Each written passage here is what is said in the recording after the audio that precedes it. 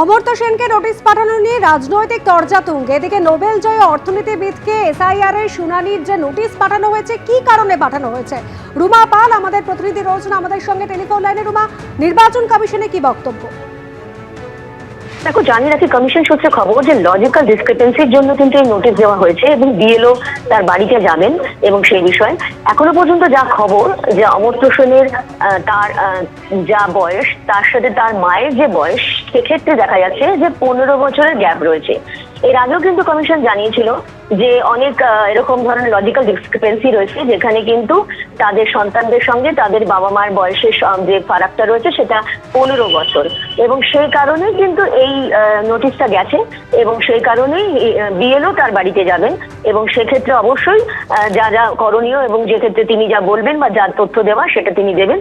সেই কারণে কিন্তু লজিক্যাল ডিসক্রিপেন্সির জন্যই কিন্তু এই বিষয়টা হয়েছে।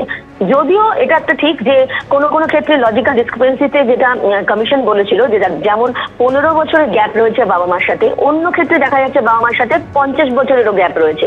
সেক্ষেত্রে কিন্তু এই নোটিশগুলো পাঠানো হচ্ছে এবং অমর্ত্য সেনের ক্ষেত্রে অবশ্যই বিএলও তার বাড়িতে যাবেন, এমনটাই কিন্তু কমিশন সূত্রে খবর। এসআইআর এর শুনানি প্রক্রিয়ায় শুনানির জন্য নোটিশ পেয়েছেন অভিনেতা দেব। এই প্রসঙ্গে তিনি কি জানান শোনাবো। ডাক পেয়েছে, আমাকে বিএলআরও ফোন করেছিল যে আমার নোটিশ আসবে বলে। আমি একটা কথা পরিষ্কার বলতে চাইছি, হ্যাঁ, আমি ইন্ডিয়ান, ভারতীয়। আমার দেশে যেটা ল অফ দ্য ল্যান্ড হবে সেটা আমাকে ফলো করতে হবে। এটা যদি ল অফ দ্য ল্যান্ড হয় তো আমি ফলো করবো, সেটার জন্য আমার ব্যক্তিগতভাবে আমার অ্যাজ সাচ কিছু বলার নেই। অন্যদিকে তালিকায় নাম নেই, আর সেই কারণে এসআইআর এর শুনানিতে হাজিরা তৃণমূল কাউন্সিলরের।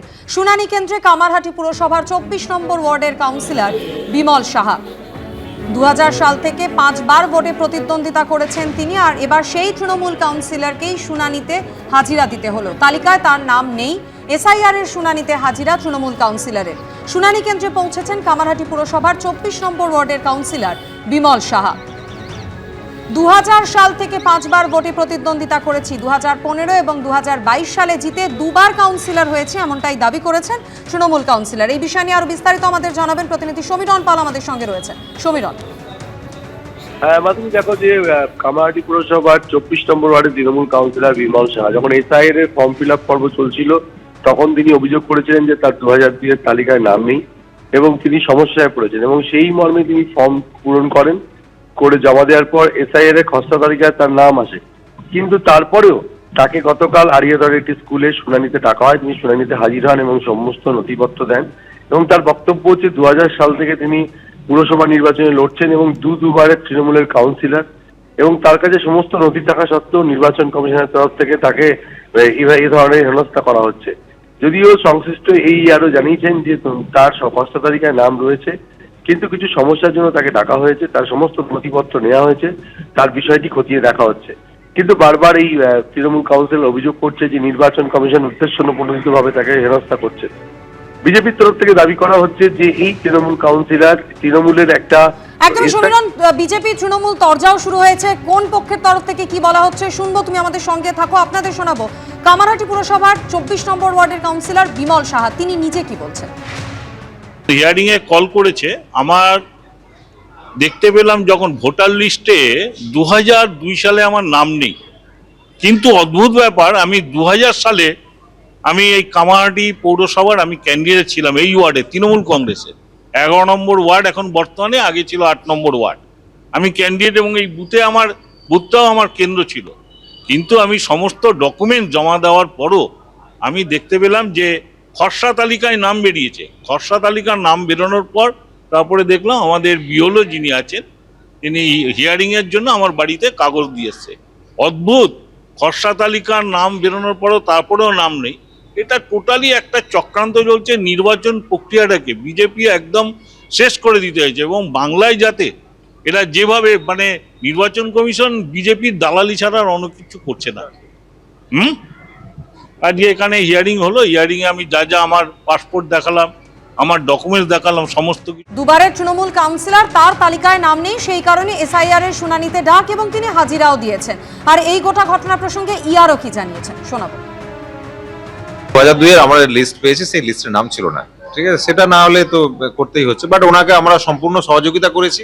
ওনার সাথে আমার অনেকবার কথা হয়েছে যে উনি যে দিনটাই আসতে চাইবেন আমি সেই দিনটাই হিয়ারিং নিয়ে নেব। ঠিক আছে, উনি মাননীয় কাউন্সিলর, সেটা আমরা আমাদের পক্ষ থেকে যেটা উনি যদি বলতেন আর অন্য কিছু সুবিধা আমরা সেটা করে দিয়েছিলাম। না, সেটা 2002 আমরা কোথায় ছিলাম, 2002 এর পর এটা 23 ইয়ার্স হেড, এটা তো এটা রিসেন্ট নয়, এটা 2002 তখন অন্য গভর্নমেন্ট ছিল, অন্য ব্যাপার ছিল, অন্য ইয়ারও ছিল, তখনের ব্যাপারটা নেই। আর এটা চাপাই পড়ে গেছে, কাজে লাগে না সাধারণত। এখন যেহেতু SIR হচ্ছে 2002 এর লিস্ট লাগছে, ঠিক আছে, আমরা সম্পূর্ণ সহযোগিতা করেছি। ওনার 2025-এর যে 2026-এর যে SIR এর ফাইনাল পাবলিকেশন হবে, ওনার নাম অবশ্যই থাকবে।